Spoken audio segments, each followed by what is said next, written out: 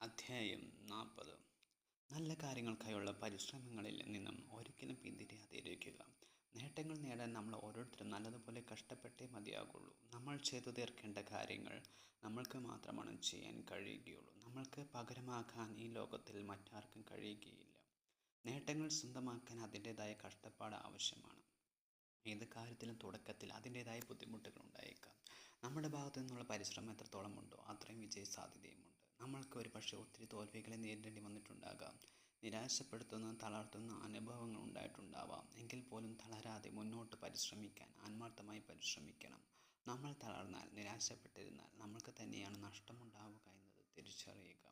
ലോകത്തിൽ നേട്ടങ്ങൾ സ്വന്തമാക്കിയവരെല്ലാം നല്ലതുപോലെ കഷ്ടപ്പെടാൻ തയ്യാറായതുകൊണ്ടാണ് അവർക്കൊക്കെ നേട്ടങ്ങൾ കൈവരിക്കാൻ സാധിച്ചത്.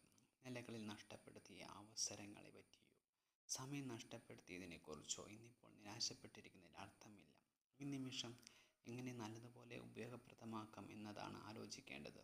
ഒരു പക്ഷേ നേട്ടങ്ങൾ നേടാൻ ഒത്തിരി നാൾ ക്ഷമയോടെ പരിശ്രമിക്കേണ്ടി വന്നേക്കാം. എങ്കിൽ പോലും നേരായ പരിശ്രമങ്ങളിൽ നിന്നും വിട്ടുവീഴ്ചയില്ലാതെ പരിശ്രമിക്കാൻ നമ്മൾ ഓരോരുത്തർക്കും കഴിയട്ടെ.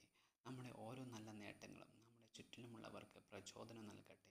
നമ്മുടെ എല്ലാവരുടെയും നല്ലതായ പരിശ്രമങ്ങൾ വളരെ പെട്ടെന്ന് തന്നെ ഫലം നേടാൻ സാധിക്കട്ടെ.